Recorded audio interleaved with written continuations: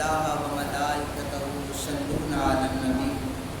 یا ایھا الذین آمنوا صلوا علیہ وسلموا تسلیما۔ روشی پڑھیے اللہم صلی علی سیدنا و مولانا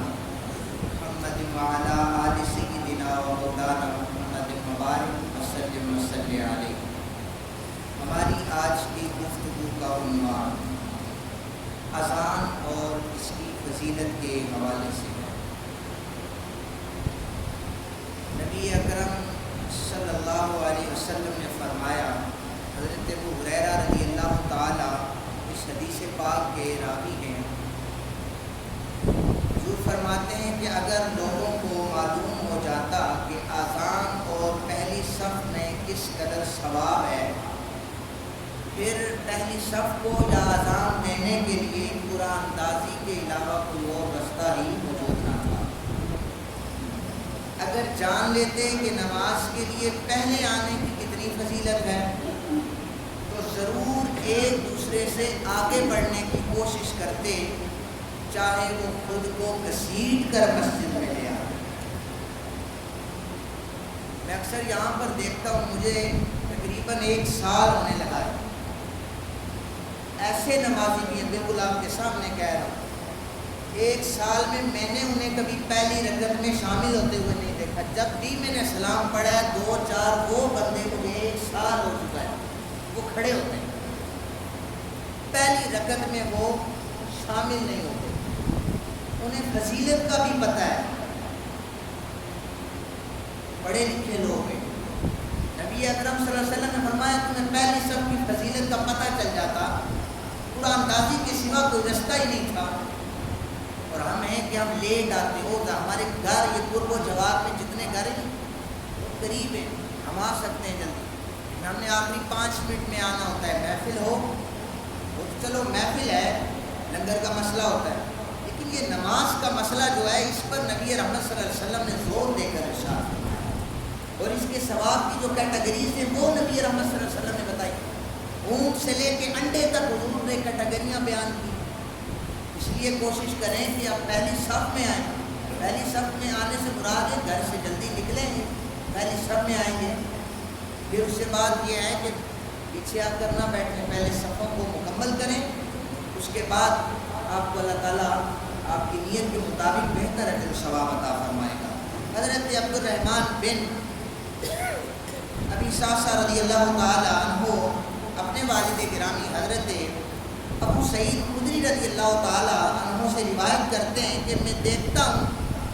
تم بکریوں کو اور شہرا کو پسند کرتے ہو، شہری آبادی سے یعنی دور رہتے ہو، ایسے جنگلوں میں رہتے ہو جہاں پر اذان کی آواز نہیں پہنچتی، تم ایسا کیا کرو کہ جب نماز کا وقت ہو جائے وہاں پر تم اذان کہا کرو۔ نبی رحمت صلی اللہ علیہ وسلم نے فرمایا جب تمہاری اذان تم دیتے ہو نا، یہ پتھر، یہ شجر، ہوائیں تمہاری گواہ بن جائیں گی، اور بروز محشر یہ اللہ کی بارگاہ میں گواہی دے گی، مولا اس نے تیری صدا کو بلند کیا تھا۔ اس کے بعد حضرت ابن عمر رضی اللہ تعالی عنہ سے روایت ہے، نبی اکرم صلی اللہ علیہ وسلم نے فرمایا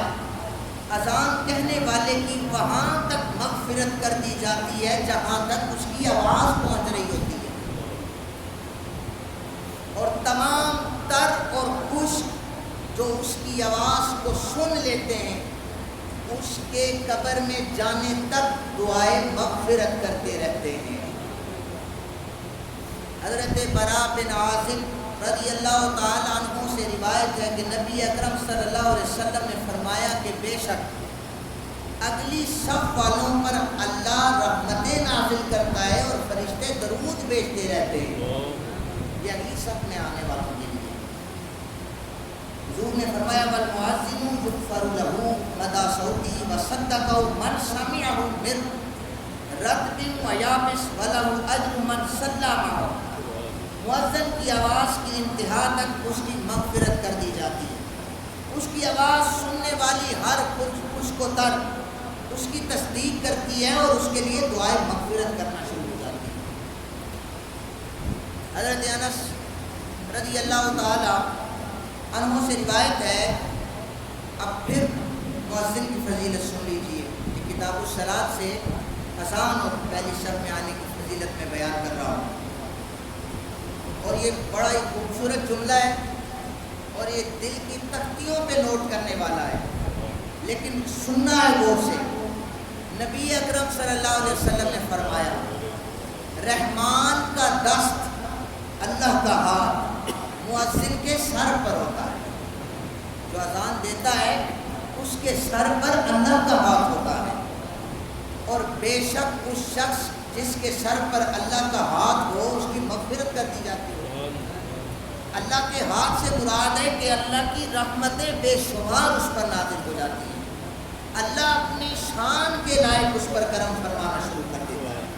انس بن مالک رضی اللہ تعالیٰ عنہ سے روایت ہے، نبی اکرم صلی اللہ علیہ وسلم نے فرمایا اگر میں قسم اٹھا لوں تو یقیناً سچی ہو جائے گی،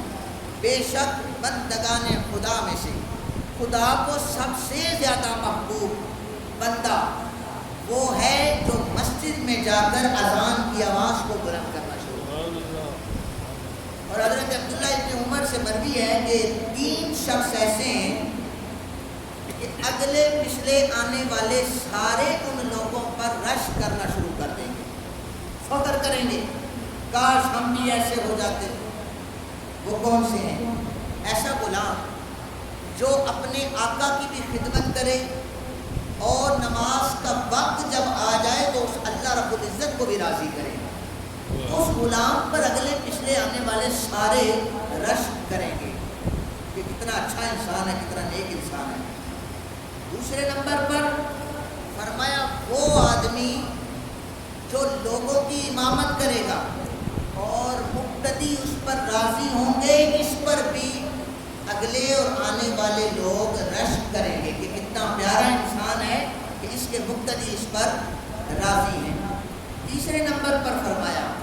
وہ آدمی جو ہر دن اور رات 5 وقت اللہ رب ذوالجلال کے گھر میں کھڑے ہو کر صدا کو بلند کرتا ہے۔ اور اچھا میں ذرا اس اذان کا ترجمہ حضرات کے سامنے رکھوں آسان لفظوں میں۔ پتہ ہے آپ کو اذان کیا کہہ رہی ہوتی ہے؟ اس میں ہم پہلے رب کی کبریائی کو بیان کرتے ہیں، اللہ رب ذوالجلال بڑا ہے،